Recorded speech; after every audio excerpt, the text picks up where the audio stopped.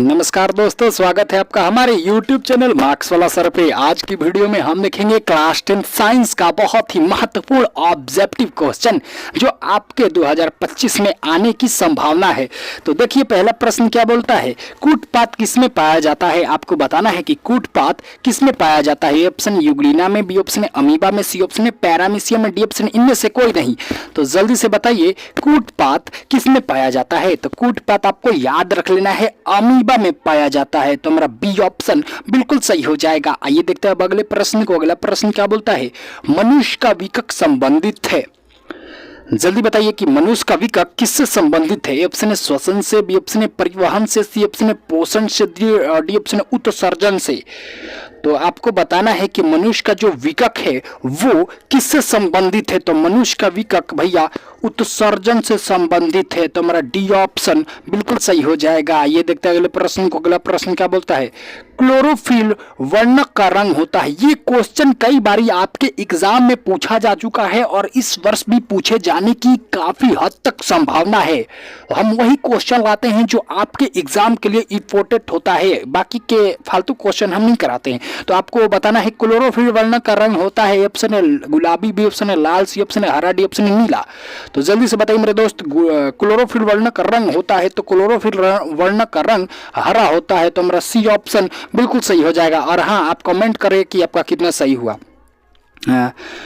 तो अब आपको बताना है प्रकाश संश्लेषण कब होता है। जल्दी से बताइए प्रकाश संश्लेषण कब होता है। ऑप्शन है दिन में, बी ऑप्शन है रात में, सी ऑप्शन है सुबह शाम, डी ऑप्शन इनमें से कोई नहीं। तो आपको बताना है कि प्रकाश संश्लेषण कब होता है। तो प्रकाश संश्लेषण आपको याद रख लेना है, कब होता है, दिन में। तो हमारा ये ऑप्शन बिल्कुल सही हो जाएगा। ये देखते हैं अगले प्रश्न को। अगला प्रश्न क्या बोलता है, खुला परिसंचरण तंत्र किसमें पाया जाता है।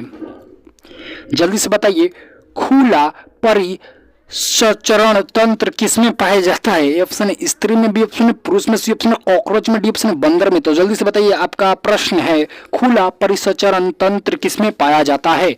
तो खुला परिसंचरण तंत्र कॉकरोच में पाया जाता है। तो हमारा सी ऑप्शन बिल्कुल सही हो जाएगा, आपको याद कर लेना है। आइए देखते हैं अगले प्रश्न को। अगला प्रश्न क्या बोलता है, मनुष्य का प्रमुख उत्सर्जी अंग है।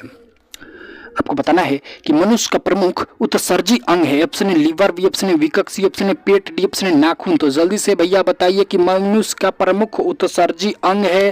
तो मनुष्य का प्रमुख उत्सर्जी अंग विकक होता है। तो हमारा बी ऑप्शन बिल्कुल सही हो जाएगा। आइए देखते हैं अगले प्रश्न को। अगला प्रश्न क्या बोलता है, पादप में जाइलम उत्तरदायी होता है। यहाँ पे थोड़ा टाइपिंग मिस्टेक है, यहाँ पे जेलम नहीं जाइलम होगा, जाइलम।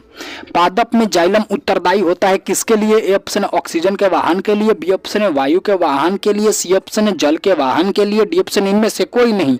तो आपको बताना है पादप में जाइलम उत्तरदायी होता है तो जल के वाहन के लिए। तो हमारा सी ऑप्शन बिल्कुल सही हो जाएगा। ये देखते हैं अगले प्रश्न को। अगला प्रश्न क्या बोलता है, मछलियां किस अंग द्वारा श्वसन करती है। जैसे मनुष्य अपने नाक द्वारा श्वसन करता है ना, वैसे ही आपको अब बताना है कि मछलियां जो होती है वो किस अंग द्वारा श्वसन करती हैं। ए ऑप्शन है त्वचा द्वारा, बी ऑप्शन है पूंछ द्वारा, सी ऑप्शन है गला द्वारा, डी ऑप्शन है गिल्स द्वारा। तो जल्दी से मेरे दोस्त बताइए कि मछलियां किस अंग द्वारा श्वसन करती हैं। तो मछलियां अपनी गिल्स के द्वारा श्वसन करती हैं। तो हमारा डी ऑप्शन बिल्कुल ही सही हो जाएगा। ये देखते हैं अगले प्रश्न को। अगला प्रश्न क्या बोलता है, प्रकाश संश्लेषण द्वारा किसकी प्राप्ति होती है। आपको बताना है जब प्रकाश संश्लेषण होता है ना तो उसके द्वारा किसकी प्राप्ति होती है। ऑप्शन है ऑक्सीजन की, बी ऑप्शन है जाइलम की, सी ऑप्शन है ग्लूकोज की, डी ऑप्शन है वसा की। तो आपको बताना है प्रकाश संश्लेषण द्वारा किसकी प्राप्ति होती है। तो प्रकाश संश्लेषण द्वारा ग्लूकोज की प्राप्ति होती है। तो हमारा सी ऑप्शन बिल्कुल सही हो जाएगा। ये देखते हैं अगले प्रश्न को। अगला प्रश्न क्या बोलता है, स्वपोषण किसमें होता है। जल्दी से बताइए कि स्वपोषण किसमें होता है। ए ऑप्शन है मनुष्य में, बी ऑप्शन है जानवर में, सी ऑप्शन है जंतुओं में, डी ऑप्शन है हरे पौधों में। तो आपको बताना है कि स्वपोषण किसमें होता है। तो स्वपोषण सभी हरे पौधों में होता है। तो हमारा डी ऑप्शन बिल्कुल सही हो जाएगा। ये देखते हैं अगले प्रश्न को। अगला प्रश्न कई बारी आपके एग्जाम में पूछा जा चुका है कि प्रकाश के अपवर्तन के कितने नियम हैं।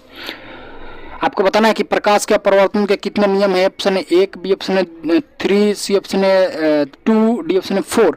तो आपको बताना है मेरे दोस्त कि प्रकाश के अपवर्तन के कितने नियम है। तो प्रकाश के अपवर्तन के 2 नियम है। तो हमारा सी ऑप्शन बिल्कुल सही हो जाएगा। ये देखते हैं अगले प्रश्न को। अगला प्रश्न क्या बोलता है, सोलर कुकर में किसका प्रयोग किया जाता है।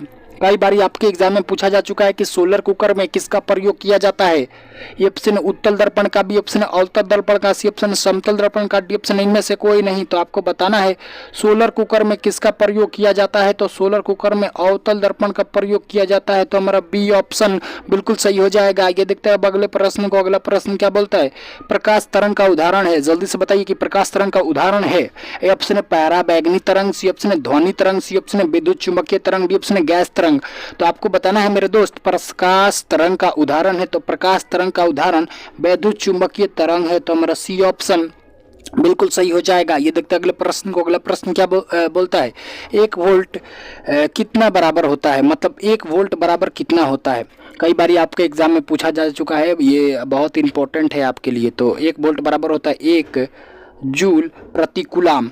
1 वोल्ट बराबर होता है 1 जूल प्रति कूलाम। तो देखिए ऑप्शन में कहीं है क्या 1 वोल्ट बराबर जूल प्रति कूलाम। हाँ, तो बी ऑप्शन हमारा बिल्कुल सही हो जाएगा। आपको याद कर लेना है या अपने कॉपी में नोट आउट कर लेना है। तो आइए देखते हैं अगले प्रश्न को। अगला प्रश्न क्या बोलता है, शुष्क सेल में धन इलेक्ट्रोड किस धातु का होता है। जल्दी से बताइए मेरे दोस्त कि शुष्क सेल में धन इलेक्ट्रोड किस धातु का होता है। ऑप्शन है लोहा का, बी ऑप्शन है कॉपर का, सी ऑप्शन है कार्बन का, डी ऑप्शन है तांबा का। तो मेरे दोस्त आपको बताना है कि शुष्क सेल में धन इलेक्ट्रोड किस धातु का होता है। तो भैया कार्बन का होता है। तो हमारा सी ऑप्शन बिल्कुल सही हो जाएगा। ये देखते हैं अगले प्रश्न को। अगला प्रश्न क्या बोलता है, ये भी आपके परीक्षा में कई बारी पूछा जा चुका है कि विद्युत आवेश का SI मात्रक होता है।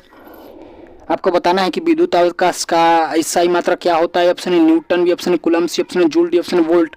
तो जल्दी से मेरे दोस्त बताइए विद्युत आवेश का SI मात्रक क्या होता है। तो विद्युत आवेश का SI मात्रक कूलम होता है। तो हमारा बी ऑप्शन बिल्कुल सही हो जाएगा। ये देखते हैं अगले प्रश्न को। अगला प्रश्न क्या बोलता है, विभवांतर मापने वाले यंत्र को कहते हैं। जल्दी से बताइए कि विभवांतर मापने वाले यंत्र को क्या कहते हैं। ए ऑप्शन है थर्मामीटर, बी ऑप्शन है ओमीटर, सी ऑप्शन है वोल्टमीटर, डी ऑप्शन गैल्वेनोमीटर। तो जल्दी से बताइए विभवांतर मापने वाले यंत्र को क्या कहते हैं। तो विभवांतर मापने वाले यंत्र को वोल्टमीटर कहते हैं। तो हमारा सी ऑप्शन बिल्कुल सही हो जाएगा। ये देखते हैं अगले प्रश्न को। अगला प्रश्न क्या बोलता है, लघु पथ के समय परिपथ में विद्युत धारा का मान होता है। आपको बताना है जब लघु पथ होता है ना, तो उसमें परिपथ में विद्युत धारा का मान क्या होता है। लघु पथ मतलब शॉर्ट सर्किट। तो ए ऑप्शन है बहुत कम, बी ऑप्शन है बहुत अधिक, सी ऑप्शन है बराबर, डी ऑप्शन वोल्ट। तो आपको बताना है लघु पथ के समय परिपथ में विद्युत धारा का मान होता है तो भैया बहुत अधिक हो जाता है। तो हमारा बी ऑप्शन बिल्कुल ही सही हो जाएगा। ये देखते हैं अगले प्रश्न को। अगला प्रश्न क्या बोलता है, पवन विद्युत जनरेटर में पवन की न्यूनतम चाल। आपको बताना है कि जो पवन वो चक्की होता है ना, वो चक्की ऐसे ऐसे ऐसे बड़ा बड़ा लगा रहता है, ऊपर नाचता है, वो जब चलता है तो उसका न्यूनतम चाल कितना होना चाहिए पवन विद्युत जनरेटर में कि वो विद्युत बना सके। तो ए ऑप्शन है 10 किलोमीटर, बी ऑप्शन है 12 किलोमीटर, सी ऑप्शन 13 किलोमीटर पर हावर और डी ऑप्शन है 15 किलोमीटर पर हावर। तो आपको बताना है मेरे दोस्त कि पवन विद्युत जनरेटर का न्यूनतम चाल मान कम से कम कितना पर चलना चाहिए। तो भैया 15 किलोमीटर पर आवर चलना चाहिए। तो हमारा डी ऑप्शन बिल्कुल सही हो जाएगा। इसी के साथ आज के VVI ऑब्जेक्टिव क्वेश्चन का सेशन होता है समाप्त। अगर आपको अच्छा लगा हो तो हमारे चैनल को सब्सक्राइब करें और अपने दोस्तों के साथ शेयर करना ना भूलें, क्योंकि ऐसा वीडियो इस पर रेगुलर आता रहता है। जी धन्यवाद।